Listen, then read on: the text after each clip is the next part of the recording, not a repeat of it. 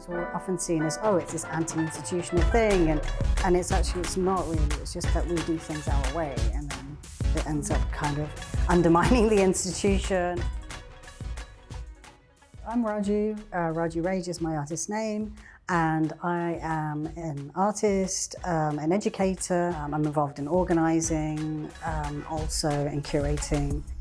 The curatorial is inherent to all aspects of my practice across various outcomes precisely because of coming from being socialized and educated from outside of a dominant hegemonic system that produces art, which means I just do things differently or unexpectedly in a non-normative way that can't be pinned down, whether that's an artwork, project, an event, a resource, or anything else. I don't really feel confined to one way of working or one medium or place constraints on what I do. I prefer to let things shape organically and with connectivity. I'm interested in the culinary word, food. I'm interested in print. I'm interested in kind of self-published materials. I think that's the main thing. And kind of self-organized movements. I'm part of two collectives, the main one being Collective Creativity, and that's with Evan Ifakoya, Raisa Kabir, Rudy Lowe, and myself. And also part of APAC, which is the studio that we're in today, which is a People's Art Collective, which is kind of a more looser collective that's based here at Raven Row. We decided to set up the collective because we felt like we really needed a space as artists of color. I came from a background of kind of self-organizing, DIY and DIT culture. So like do it yourself, do it together kind of culture. It just seemed natural. We're like, we're frustrated with our institutions. Let's just do our own thing. Let's just organize our own space. And they kind of functioned at first as kind of these roundtables.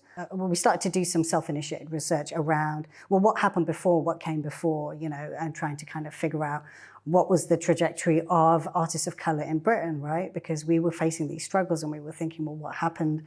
We can't be the first ones to have gone through this, right? So we had all these roundtable sessions that were actually at the Tate. Evan was working there, so they were kind of unofficial, kind of like this fugitive study that Fred Moten speaks about. We were kind of like in the building, but they didn't know we were there, just kind of taking up the resource that we had access to. But it was really about thinking, as a younger generation, not having the information, not having the knowledge, not having the access. We were kind of questioning that. Like, yes, there was Innova. This was kind of born out of the Black Arts movement. We had this space. But it wasn't like it was easy to have that connection or that access with that place. So we kind of were like, if you're thinking about lineage and heritage and how that's passed on, there were some fractures, right? We're also talking about the failure of the Black Arts movement because for the fact, which is a really realistic fact, is that people are still experiencing the same issues. Maybe not the same, but in a very similar way, right? We're still experiencing racism in Britain, right? It wasn't a failure of the Black Arts movement, but there's a general failure that exists around that. But that session, there was like 40 people there, and people like Sonia Boyce came, and Paul Goodwin came, and Keith Piper came, and Ingrid Pollard came, and lots of those people that we were speaking about in terms of this kind of Black Arts movement came to that session. And I guess they were just like, what is happening? What's being said about us, and wanted to kind of have this conversation. But what was great was that it became this really intergenerational conversation. And there was tension in the conversation, but it was really generative and productive. And, through those sessions and through those connections and nurturing them, we did, we were doing a lot of kind of archival research. So we went to the Innova Stuart Hall Library, which is where a lot of our collective research was happening. We were reading texts like Stuart Hall's and Rashid Areen, who were very kind of critical about the art institutional frameworks, were also speaking around their positionality as people of color in Britain and the racism they faced in the late 60s and 70s. The collective work that we did was really around uncovering those histories and those legacies of the Black Arts movement and how it was framed, because that's what we also realized within the archives, that they were framed in a very specific way. And we struggled with a lot of archives. I think the Innova, the Stuart Hall Library and the Making Histories Archive were the ones that we really loved, and also the Ruckus Archive by Ajamu and Topher Campbell. This whole idea of like categorization is a very violent thing. Archives are colonial anyway, right? So it's a very kind of, it comes from this kind of very hostile, harmful origin, right? And then as queer people thinking through queering the archive, it's very much about, queerness is about not being categorized or finding different ways. And I think that's what I'm interested in archives, is how can we not stick to these kind of boxes, you know, but what is the trajectory? How you know, the way that we kind of learned about the artists from the Black Arts Movement that we're now kind of in contact with and in touch through conversations, you kind of got more of a sense of how things were connected, you know, and how things happened rather than the single item, the single material. That's very much kind of where I'm coming from in terms of when I'm thinking about kind of a radical curriculum, radical pedagogy, or kind of unarchiving or activating archives. It's very much coming from, okay, thinking through these master's tools in a way, and like, what are our tools? What can we create for ourselves and for each other? I think there's kind of more organic ways of, for example, through conversation, you know, having a conversation with someone and them speaking about past experience or what happened back in the 80s is an archive, right? Oral archives, living archives, right? So there are many different ways, and then it's thinking about, well, you know, maybe archives are also about being in space together, you know, and thinking through space. So maybe we need to have more opportunities like we did with the roundtable. Maybe it doesn't have to be so distant or so fractured.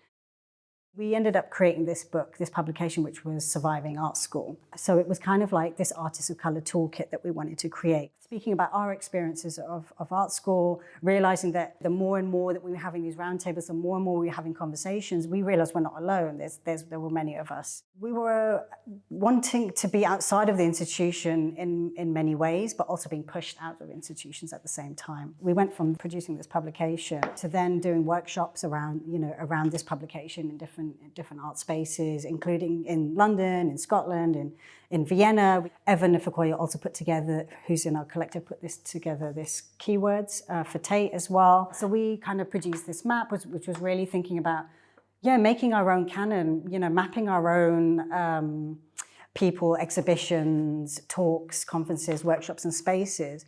I think we really have to give that credit to Lubaina Hamid for her Thin Black Lines map, right?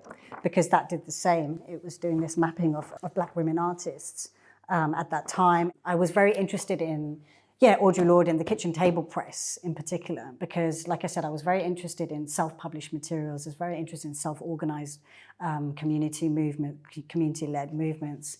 And I'd always been a part of them. That was always kind of as a feminist, as a queer person, as a trans person, I'd always been organizing and involved in those communities in London, particularly in the early 2000s. So I'm really interested in print because when we set up the collective, a lot of this kind of institutional critique is very much discourse-based. It's really discourse and that's it. And we kind of were feeling like we're saying the same things again and again, the same things that people said in the Black Arts Movement in the 70s and 80s and 90s. And, you know, when are things going to change? So we wanted to create practical resources. And for me, when thinking about zine culture and how it's unapologetic, we have our own agency. You can, this thing about your silence will not protect you, to speak up. So printed materials are tangible, they're material, right? They're something that can be shared and passed around. I think it's such an accessible medium and such a beautiful medium to be able to use. The zines actually that I created back in the 2000s connected me to many activist movements. So for example, activist movements in Berlin, which I was involved in, activist movements in India. The rise of digital is also amazing. So we use both. We have a Tumblr for the collective, for example. I use social media in a very strategic way, but I've connected with so many people through that. The Surviving Art School is online for free. You know, when we ran out of this, it was like, what do we do? And we have libraries and people all over saying, can we have a copy, you know? And I think conversation has been a big thing about my practice. I mean, I think I'm interested in conversation. I'm interested in this kind of concept of the unarchive. And I'm also interested in kind of collectivity and connectivity. Those are the things that are really kind of my practice is centered around. And I guess this broader sense of kind of resistance around that. So I created this map that was thinking through also energetic economies, because I was really interested in the economies of the art world and how it's really dependent on kind of this individualistic economy. It's really centered on this kind of capitalist economy. It's very kind of materialistic in this way. And I was thinking, yeah, the communities that I come from, the way that I've been organizing have not been that way. They've been kind of these energetic kind of economies. And this is something that Alexis Pauline Gumbs had also been speaking about. So yeah, I kind of wanted to kind of map all these intersections, and think through collectivity, connectivity, but also the problems that exist, but also the strategies. I realized that then somehow it was becoming this living archive, right? It was becoming kind of an archive, but it was also becoming an educational tool. And I'm also an educator. I'm interested in education. I started teaching in art schools and things like that. I was thinking, how can I create an artwork that decentralizes the kind of the individual artist, focuses on kind of collectivity and connectivity, because there's all these resources from many different creative practitioners. As you can see in the map, these points kind of connect to each other. Nothing is kind of isolated. These materials are archives in themselves. And I think even the conversation around the table is partly an archive, right? Maybe it's not helpful to use the word archive. Maybe it's also thinking outside of the archive. How do we learn about shared histories? How do we learn about these things? Does it have to be through an archive? What are the other materials, other ways? So my most recent project is Recipes for Resistance. It's the form of a publication, also an exhibition. There have also been workshops based around them as well. So basically, it's about the politics of food. And I remember saying to you earlier about institutions being really rigid, being hostile places, not feeling comfortable within them. As people of color, there's been a lot of kind of critical discourse about that. That was kind of juxtaposed to my experience of being socialized and growing up as like someone that I said as a Punjabi Sikh, with kind of this concept of seva and langar and feeding people. I always grew up around kind of community and food. And then kind of in my activist days in my early 20s and the early 2000s, being part of squatting cultures in Hackney, it was very much kind of around, organizing cafe spaces or spaces we came together, right? A lot of it was around food and bringing people together, even if we had different political beliefs, perspectives, cultural backgrounds, racial backgrounds, identities, basically. We would come together around food. But also, a lot of my practice has been around kind of colonial legacy and imperialism and thinking through kind of colonial trade and a big part of that being around food. I'm very interested in food. I'm trained as a chef and a pastry chef, and I've always been in community kitchens and so on. So I'm really interested in the politics of food. And I kind of use this project as a way also to have conversations. South Asia is so massive. And like in the UK, we have this term, the curry, which are kind of flattening down of all the kind of diversity that exists around kind of South Asian culture. But there's also these unspoken narratives, these unspoken kind of things that need to be discussed around gender, around caste, around queerness, but also beyond the arts. I wanted it to also reach other audiences and not to just be about art, right? Because I felt like art becomes very elitist.